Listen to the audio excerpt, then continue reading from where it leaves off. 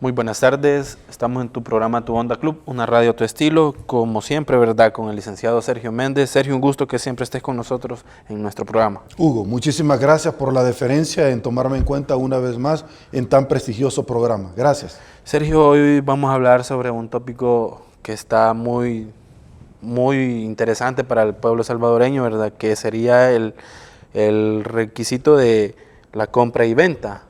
¿Qué nos puedes explicar sobre este tema, Sergio? ¿Cómo funciona? Excelente tópico el que acabas de escoger, porque la compra-venta es el instrumento en el cual se realiza por autoridad competente, como la ley lo establece, precisamente para hacer el título traslaticio de dominio. ¿Qué significa un título traslaticio de dominio? El título es el documento como tal, el instrumento. Traslaticio es donde tú trasladas el dominio, y el dominio es precisamente el goce, uso y disposición de la cosa que tú tenés. Tú sos propietario de tu vehículo, ¿por qué? Porque la tarjeta de circulación lo dice. Sí. Pero el vehículo también puede estar en prenda. Eso es otro tema del que podemos conversar en otra oportunidad cuando vamos a hablar de las garantías de la prenda y la hipoteca, tal sea el caso. Ok, pero en este caso, ¿tú sos propietario del vehículo o sos propietario de la casa? ¿Dónde dice eso? Ah, bueno, porque tú tienes una escritura de tu casa y una escritura de tu vehículo, los cuales llevaste a inscribir al registro correspondiente. ¿Y cuál es el registro correspondiente? En el caso del vehículo, CERTRASEN. Antes, el registro público de vehículos. Antes, el registro fiscal de vehículos. Pero ahora se llama CERTRASEN. Y en el caso de una vivienda, en el caso de un fundo o de un terreno, de un local, tú vas al Centro Nacional de Registro, que queda en competencia con relación a la jurisdicción donde se encuentra ubicada ese inmueble. Ok, una vez dicho esa situación, tú procedes a celebrar un instrumento público, en el caso de una vivienda, lo vamos a manejar así. Sí. ¿Qué requisitos debes de obtener? Bueno, primero, certeza y seguridad jurídica. ¿Cómo la obtenés? Que el propietario que te lo va a vender a ti, Hugo, tenga la escritura legalmente inscrita en el Centro Nacional de Registro, con un número de folio, un número de folio real automatizado, que por ejemplo, tenga la literal o la extractada, que su misma frase lo dice. Una extractada es en una forma muy contenida de todos los elementos, y otra literal es la misma escritura en una forma completa. Perfecto. Una vez tú ya lo tenés eso, tú puedes mandar a hacer una anotación preventiva, por ejemplo. ¿Qué es una anotación preventiva? ¿En qué consiste? La anotación preventiva es cuando tú, por medio de un banco, vas a comprar esta vivienda, y entonces el banco viene y te dice: yo te voy a prestar el dinero para que Hugo le compre a Baltasar esta vivienda. Baltasar es el propietario. Sí. Entonces el banco realiza diferentes instrumentos. Uno es compraventa, otro es hipoteca y otro es el mutuo. ¿Qué significa eso? La compraventa es la misma de la cual yo te estoy comentando. La hipoteca es la garantía que el banco tiene de inscripción de esa, y el mutuo es precisamente el dinero que te va a prestar el banco. ¿Para qué sirve entonces una anotación preventiva, Hugo? Para garantizar o congelar el inmueble determinados días mientras se lleva a realizar la escritura de compraventa, y que este inmueble no vaya a ser utilizado para algo muy diferente a esto, en una forma al margen de la ley. Por lo tanto, yo lo estoy congelando, mando la anotación preventiva y posteriormente mando la compraventa y mando la hipoteca, pero yo ya me estoy garantizando de que no voy a tener sorpresas el día de mañana. Eso hace tradicionalmente el banco. Listo. Entonces, la compraventa de vivienda o la compraventa de un inmueble. Pero en el caso de la compraventa de un automotor, Hugo, que podría caer precisamente en esa categoría, se celebra algo muy diferente, como para garantizar precisamente esa compra, que es la prenda con o sin desplazamiento, tal sea el caso, y por supuesto un mutuo donde se le presta el dinero para comprar el automotor. Esto es lo que normalmente hacen los bancos o las empresas vendedoras de vehículos, que también dan financiamiento.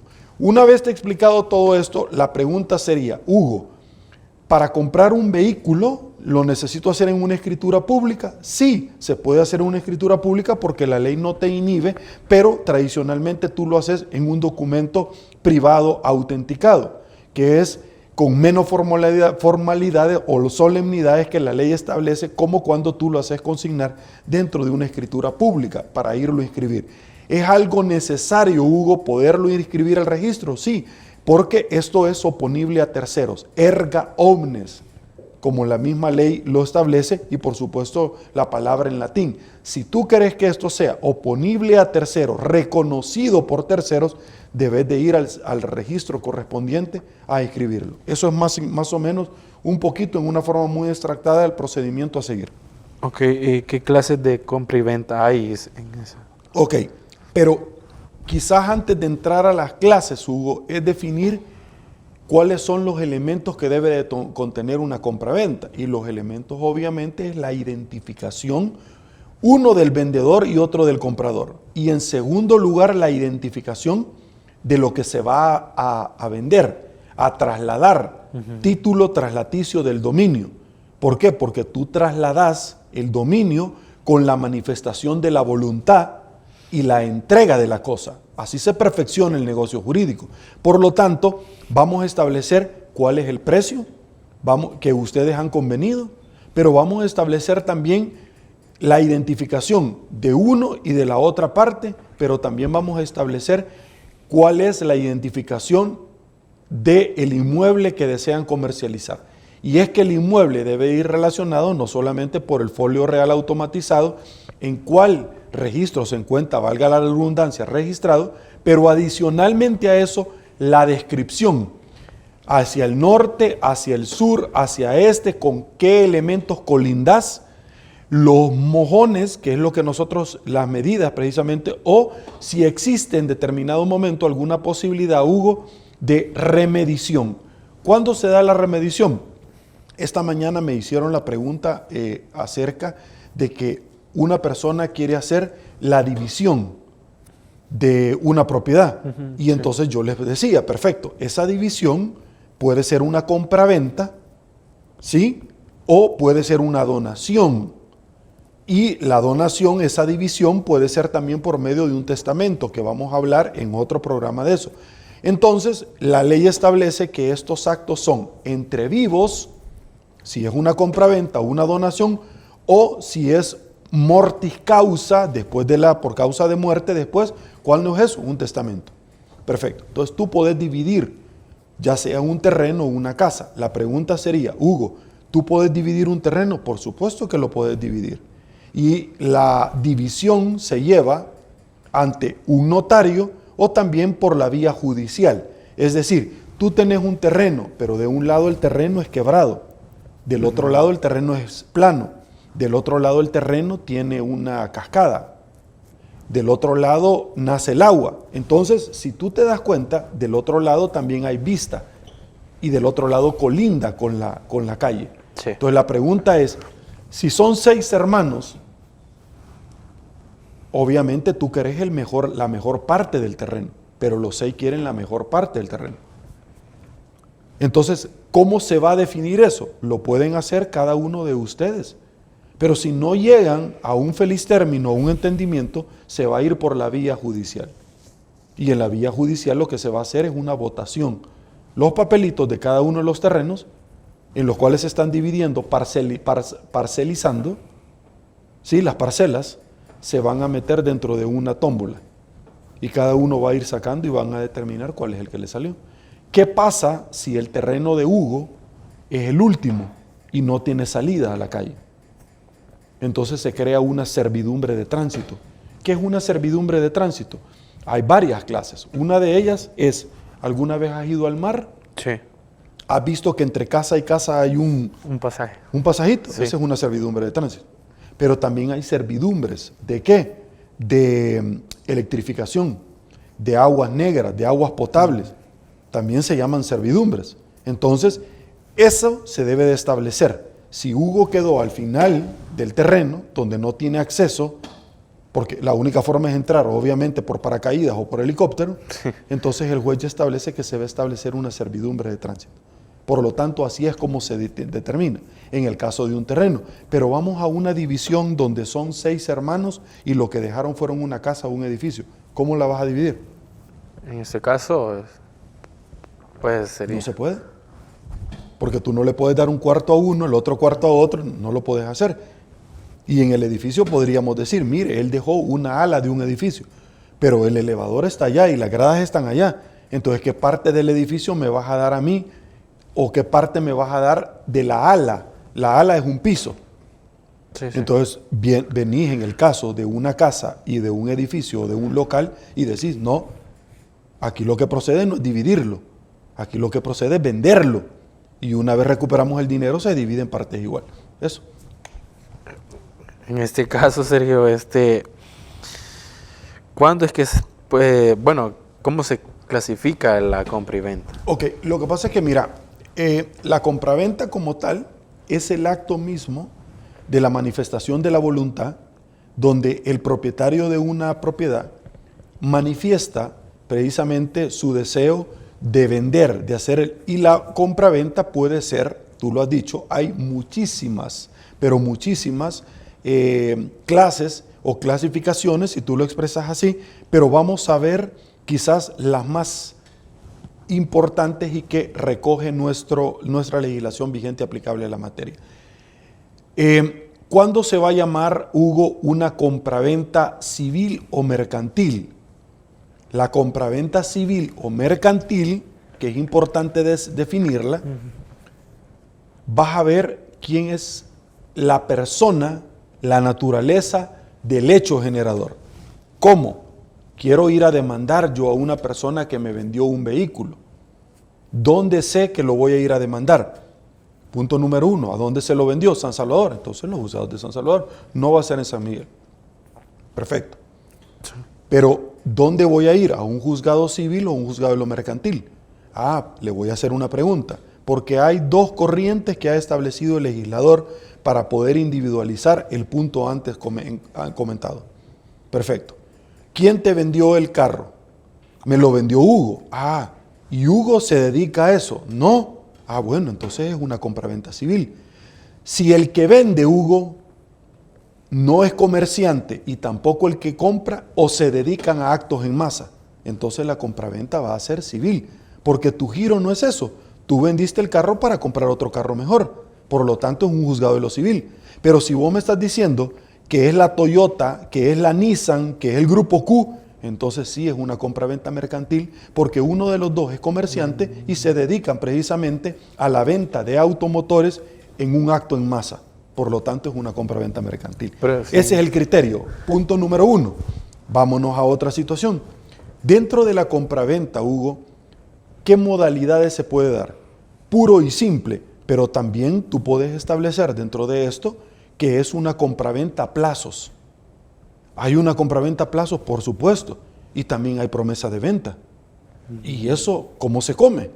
Bueno, la promesa de venta puede ser un alquiler de una casa con promesa de venta. Tú me estás alquilando y Sí, entonces hay una promesa de venta que al finalizar el contrato o tantos años o dentro de los años yo te voy a poder vender a ti y tú sos mi primera prioridad antes que cualquier otro de comprar esa casa. Esa es una promesa de venta. Perfecto. Sí. O la otra es promesa a plazos, la venta a plazos.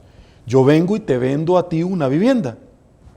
En este momento tú me vas a dar 100,000, pero la vivienda vale $500,000.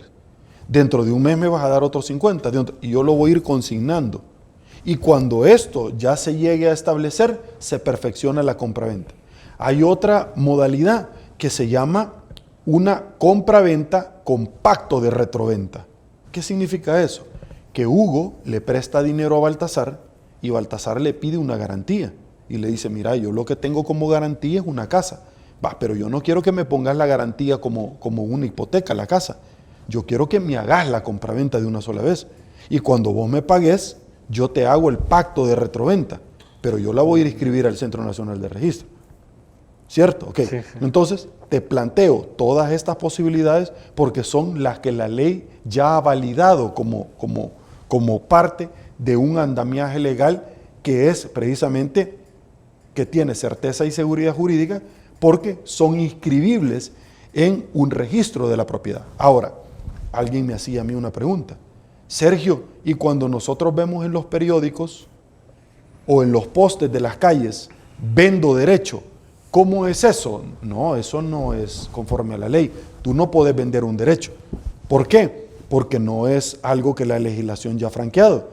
Mira, Hugo tiene una casa, pero le hace falta pagarle al banco $100,000 y llega pagados hasta este momento 50,000. Entonces viene Hugo y le dice a Baltasar, yo te vendo el derecho de la casa, dame lo que yo ya he pagado y vos te quedás pagando la casa. Eso no existe.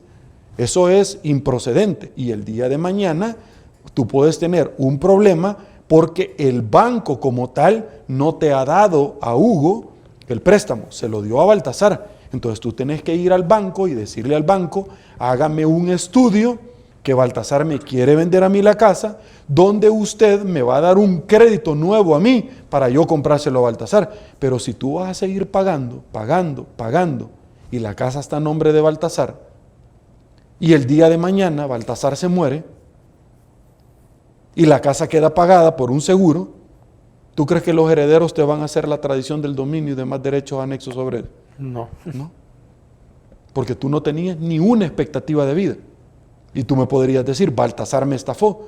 Pero el tema es que él no solamente no te estafó, porque tú no hiciste las cosas correctamente como la ley ya establecía. Pero además, si en el caso hipotético que te estafó, que tú creas que te estafó, Sí.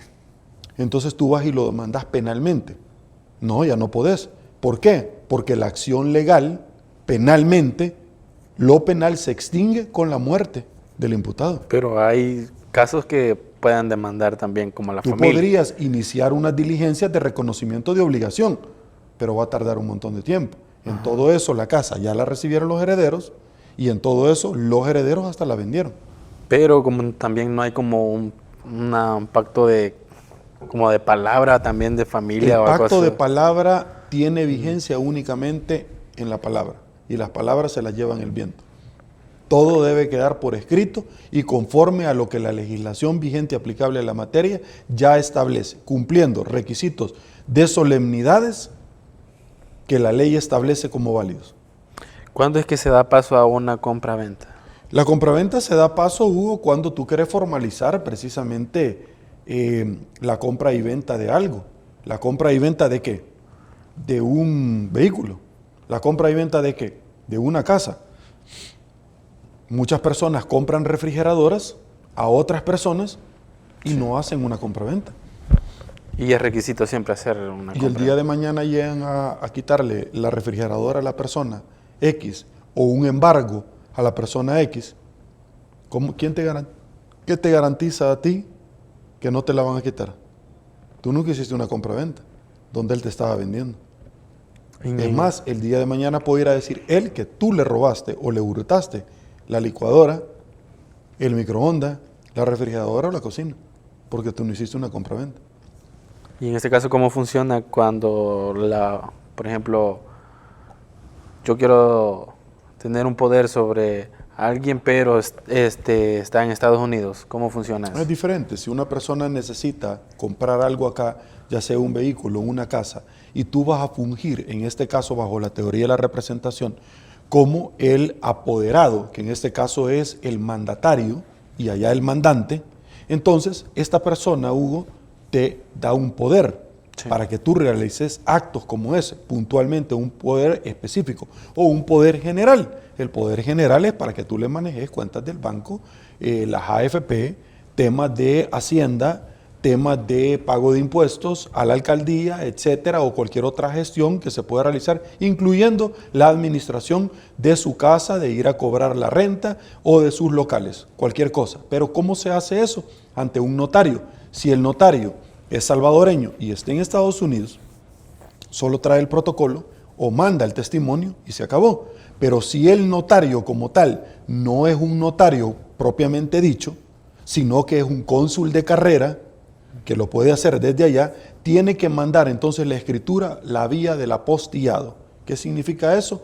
Que lo va a mandar por medio del Ministerio de Relaciones Exteriores, para que el poder surja efectos en nuestro país. Es decir, un notario puede casar gente, sí, pero también lo puede hacer el alcalde. Un alcalde puede casar gente. Ya has visto esas bodas colectivas que hacen los alcaldes. Sí, sí, sí. Lo puede hacer. La ley del notariado lo establece. Pero ¿cómo funciona? ¿Qué requisitos hay para hacerlo? Para hacer un poder. No, o sea, eso, lo de poder casar así diferente gente. Ah, bueno, con medio de un poder, tú te puedes casar. Te voy a poner un caso hipotético. Está José y Ana. José está en Europa y Ana está en Asia. Y los dos se quieren casar por la ley del Salvador, pero ninguno de los dos puede venir al país porque no tiene tiempo. Y si viene uno, viene el otro. Entonces José le manda un poder a Hugo y Ana le manda un poder a Gabriela. Entonces Hugo y Gabriela hacen el acto del matrimonio y se están casando como que estuviera José y Ana en el país. Tú lo estás representando a José y Gabriela a Ana. Y entonces los dos llegan vestidos y todo y puntualizan que en efecto se están casando a nombre de ellos dos ante el notario. Y el notario hace constar que los dos tienen poder y están representándolo a ellos. Luego le mandan la acta prematrimonial y la escritura matrimonial luego de ser legalmente inscrito en el registro del estado familiar de la alcaldía correspondiente. ¿De dónde? ¿Dónde vive Ana y José? Ah, no viven en Europa, sino que están allá o en Asia. Entonces, ¿dónde viven? ¿Dónde tienen el ánimo de residir? En San Salvador. Entonces la va a ir a inscribir a la alcaldía de San Salvador, el registro del estado familiar.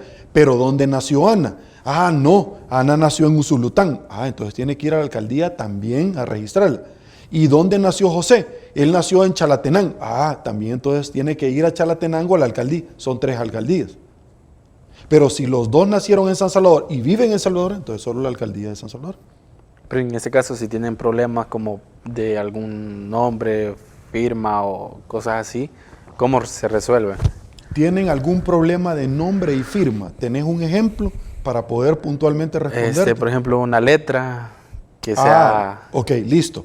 Entonces esto se debe de verificar con antelación, de que hay un problema de una letra, de un nombre, por ejemplo. Y eso debe de verificarlo antes, ¿para qué? Para que el notario que hizo el poder allá a José en Europa y a Ana allá en Asia lo corrija y lo envíe conforme a cómo está establecido.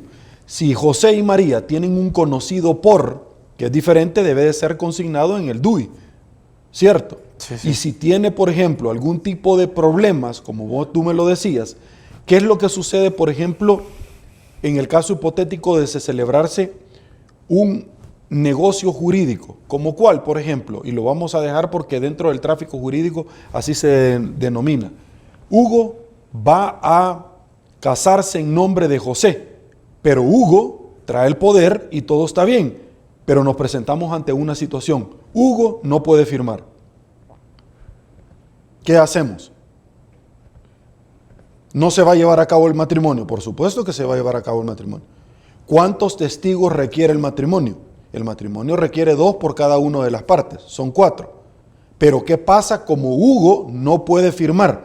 Ah, entonces Hugo, ¿qué es lo que va a hacer? Puede poner su huella digital, pero en el caso puntual, Hugo lo que va a hacer es manifestar que él no puede firmar, se va a consignar dentro de la escritura y alguien va a firmar a ruego por Hugo. Entonces necesitamos 2 testigos más que determinen de que en efecto son 2 testigos para casarse por cada uno de los lados correspondientes, pero 2 testigos más para establecer que Hugo en efecto no puede firmar y que otra persona que llegó, que puede ser en este caso Sergio, llegó a firmar por Hugo a ruego.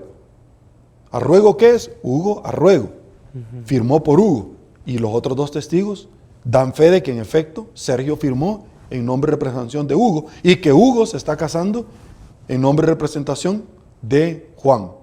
Interesante, ¿verdad? Son casos que tienen una respuesta, pero que resultan precisamente interesantes para poder estimular el intelecto. Sergio, la venta de productos artesanos son mercantiles. Son mercantiles. Si este es un artesano que se dedica a eso. Pero, ¿cuál es la escritura? Ajá. Porque no todos requieren una escritura, no todos requieren un contrato. Hay contratos escritos y contratos no escritos. ¿Cuál es ese? Contratos no escritos. Hugo llega a Multiplaza Y cuando entra, le dan un ticket. ¿Sí? Sí, sí. Ese es el contrato no escrito.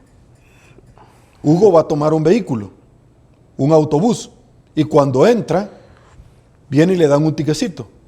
¿Se sobreentiende? Eso es. Se acaba de celebrar un negocio jurídico entre ambas partes. Por lo tanto, tú no puedes ir a un centro comercial y que el centro comercial diga que no nos hacemos responsables en un letrero de los daños que ocurran en su automotor. No, señor, porque yo no solamente le estoy pagando para poder parquear mi vehículo, sino que usted tiene el deber objetivo de cuidado sobre mi vehículo. Usted tiene cámaras, usted no me puede venir a decir que no es responsable. Usted tiene el deber objetivo de cuidado. Entonces, hay cosas que requieren solemnidades, Hugo, y requisitos, y hay otras que no. Por ejemplo, eso, tú llegas a un parqueo, dejas el carro y te dan un tiquecito. Mire, aquí me dieron un tiquecito y yo vine a dejar mi carro. Y ahora ya no está, se lo robaron. Aquí está. Así funciona. El derecho es sumamente interesante, Hugo. Las ventas de mercancías no a la vista, ni conocida su calidad, ¿son ventas a prueba o son ventas a ensayo? Ok, cuando me estás diciendo es que tú te metes en un sitio web, por ejemplo, Sí, sí. y tú compras mercadería que te la han ofrecido en un sitio web. Ok, Sí. número uno, tú los puedes demandar a ellos sí y siempre y cuando esté en el territorio salvadoreño. Porque entonces, ¿dónde se generó el negocio jurídico? Se generó en los Estados Unidos. Tú te estás metiendo. Tú le mandaste dinero, sí, pero ¿dónde está la persona que te está vendiendo? En Estados Unidos, está en Europa, listo. Siempre hay un riesgo. Ok, y tú lo puedes ir a demandar allá, no acá. Punto número uno, si estuviera acá vas a protección al consumidor, Sí, por sí, ejemplo, sí. o te vas a un tribunal. Ahora, estas mercaderías como tal, ¿celebran un contrato? Sí, es un título, porque cuando tú envías la forma y la llenas, prácticamente ese es el requisito que tú estás conformando con la otra persona, donde ella te va a dar una mercadería y tú le vas a entregar un valor económico o fungible, que es lo más fungible de todo, que es el dinero. Y te queda de garantía la transferencia de fondos que tú le hiciste. Por supuesto que sí. Por eso es que el prestigio es tan importante para estas empresas como lo hacen, por ejemplo, Amazon, que ellos tienen Sí. controles de seguridad donde si alguien viene y increíble, Hugo le puede decir, mire, yo recibí esta mercadería, pero no es la que yo quiero, la voy a devolver, te reintegran tu dinero. Y lo puedes hacer hasta 3 semanas después. No hay ningún problema. Y lo vas a dejar a un box mail, a un buzón donde están Amazon en Estados Unidos sin ningún costo. Okay. ¿Cuáles son las partes y las obligaciones de las partes de un contrato de compraventa? Ok, lo que pasa es que yo ya te especifiqué. El propietario de una vivienda tiene la obligación de entregar la cosa en perfecto estado, como dijo, y la otra que lo está comprando tiene la obligación de entregar el dinero. El notario está dando fe que se cercioró que uno le entregó las llaves de la casa porque no podía llevar la casa cargándola, Sí. o el automotor que estaba ahí, y el otro que le entregó el dinero. ¿Qué no puede hacer el notario, Hugo? El notario no puede venir y dar fe de que el vehículo está en perfectas condiciones. ¿Por qué? ¿Qué pasa, Hugo, si te están vendiendo a ti un vehículo? Tú antes lo llevas a un mecánico. Y Sí, entonces sí. tú le llegas a contar al abogado que querés vender el vehículo y que él te lo va a comprar, hasta ahí nomás. Pero el abogado no es mecánico para irse a meter debajo del carro a verificar si los números de chasis grabado, VIN o motor son correctos. Eso lo tuviste que haber hecho tú con un mecánico para cerciorarte que no hay ningún problema. Pero eso da paso a otra demanda. Si en el caso, por ejemplo, él te vendió un vehículo que estaba alterado, es una demanda penal. ¿Cierto? Sí. Ok, pero si él te vendió un vehículo que el motor no sirve, se llaman vicios revivitorios del consentimiento. ¿Qué significa eso? Que la cosa no funciona para lo que fue creado. Normalmente hay personas que le meten aditivos al motor de un vehículo. Le meten un aditivo. Por ejemplo, voy a decir una marca, Bardal. ¿Qué hace el aditivo ese? El motor no tiene las compresiones, la fuerza que debería tener.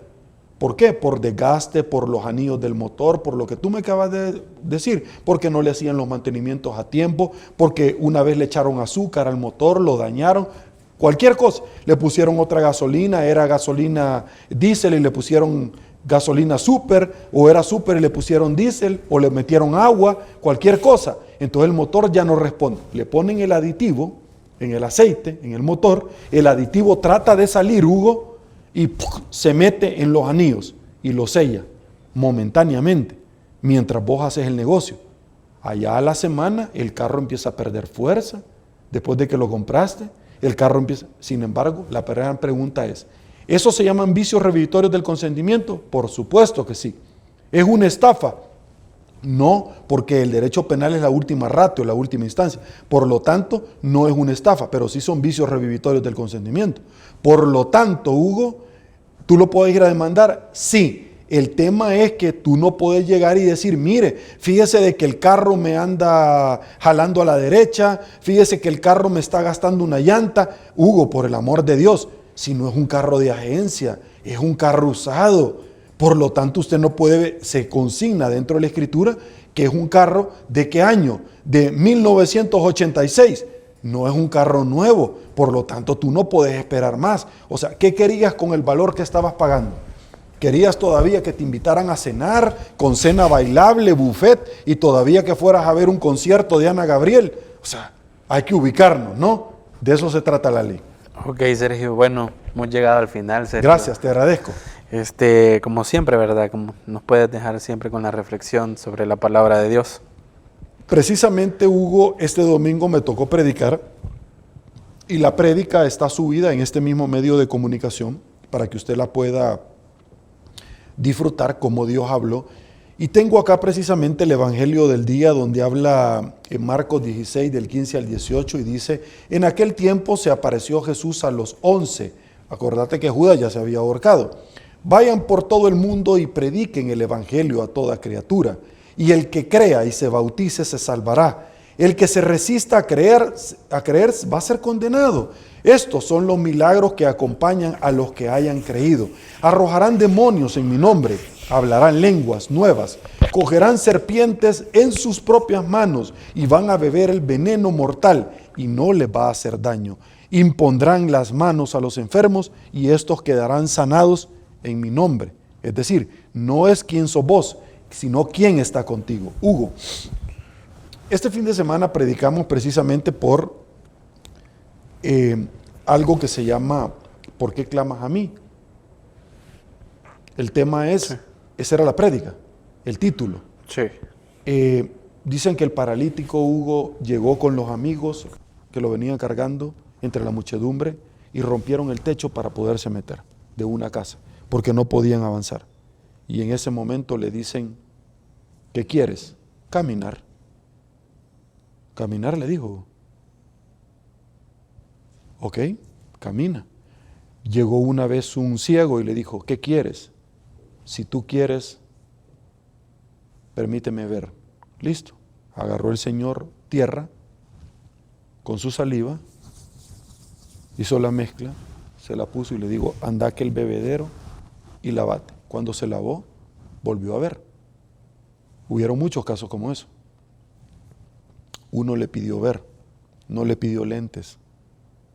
El otro le pidió caminar, no le pidió unas muletas ni silla de ruedas. ¿Qué es lo que usted le está pidiendo al Señor? ¿Le está pidiendo bien? ¿Se está metiendo con Él? ¿O está dejando al Señor de última instancia cuando usted quiere por su propia fuerza solucionar algo? Una vez le preguntaron a Jesús, Señor, ¿quién falló? ¿Su padre o su madre o su abuelo? ¿Quién pecó? Y él le dijo, nadie, porque está así. Él está así no porque sus padres hayan pecado o sus abuelos. Tú sabes que hay liberación ancestral, hay cadenas, Hugo. Y usted está, lamentablemente, negociando bendiciones y maldiciones para sus hijos y sus nietos hasta 4 generaciones adelante. Eso dice la Biblia. No me lo he inventado yo. Si tiene algún problema, vaya a pelear con Dios, no conmigo. Entonces, Hugo, la primera pregunta que le hicieron a Jesús es, Señor, ¿ves a aquel paralítico? Sí. ¿Quién pecó? Y entonces él le dijo, ninguno. Él está así para que vos veas mi gloria. Tú querés oportunidades. Y las oportunidades en la vida para servirle a Dios están. Para reconocer que Él es tu único Salvador personal. y para que Él se deje a placer manifestar qué es lo que hizo en mi vida. Muchísimas gracias, Hugo. Yo te agradezco tremendamente la oportunidad que me has dado. Bueno, hemos llegado al final de tu programa Tu Onda Club, una radio de estilo. Gracias, Sergio, por tomarte siempre el tiempo con nosotros. Y bueno, hemos llegado al final. Pase feliz día y que Dios nos bendiga a todos. Bendiciones. Sí.